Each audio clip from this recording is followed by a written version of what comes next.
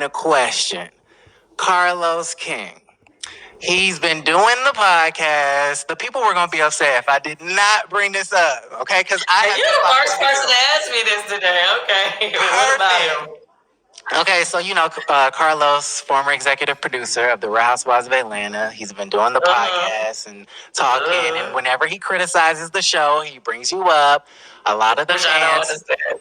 Well, a lot of the fans, they go to Twitter and they're like, "Oh my God, Carlos is coming for Kandi." So it's been like this whole thing on social media, and people think that you and Carlos King have a beef, including me. Because then you went on to the speak on it and somebody asked you about Carlos and you were like, we're not cool.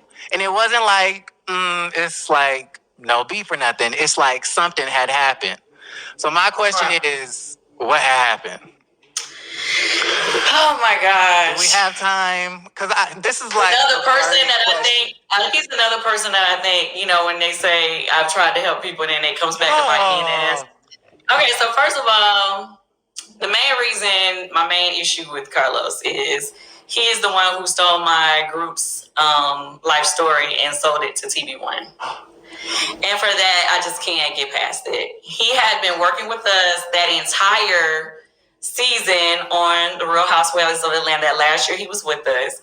Him and Todd had already had some little issues, business issues, because they were doing a production company together. So they already had some things they had dealt with personally, but we was trying to move past that and still work together on the show because he was executive producing. What season was that? 9 or whatever? Yes. And he was his last year.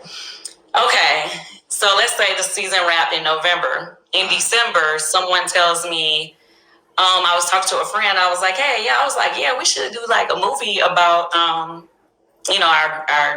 life or whatever. And they were like, it was a director that Todd and I were speaking, and they was like, somebody's already doing it. And I was like, what you mean somebody's doing it? And so in my mind, I'm thinking it was one of my group members or something. And they was like, yeah, it's a network that's already because I took a meeting about directing it. And I was like, what? Now, mind you, just wrapped season 9. The season in either top of December or November, end of November right there. December, I'm hearing that this movie has been sold to a network.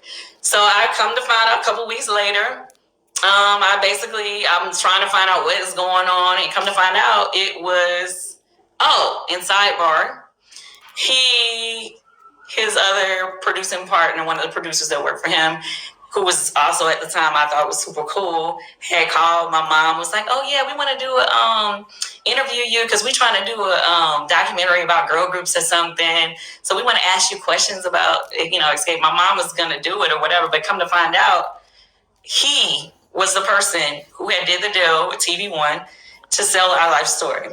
He was, and my mom and was going to try to ask my mother questions about us unknowingly to get more information, I guess, for the show. So anyway, I just thought that was the lowest thing that anybody could ever do. Wait, but how did he have the rights to y'all's story? He didn't have the rights to our story. What I found out, because of course, I was calling lawyers and everything, and I found out at the time that when you're a public figure, people can do unauthorized. They can do unauthorized stories about you. Right. And at the time, we had already done behind the music type of thing on TV One or whatever. Okay. No, TV One. Remember, Unsung. How they Unsung, yeah. So they had certain information that I guess they could base the movie off of. But my thing was, I was like, never once, all them years we have been around each other, he had never once told me that he was trying to do a movie about us, and to go behind my back and to do that, and that's our life story. Right. I was like, I can't fuck with him ever again.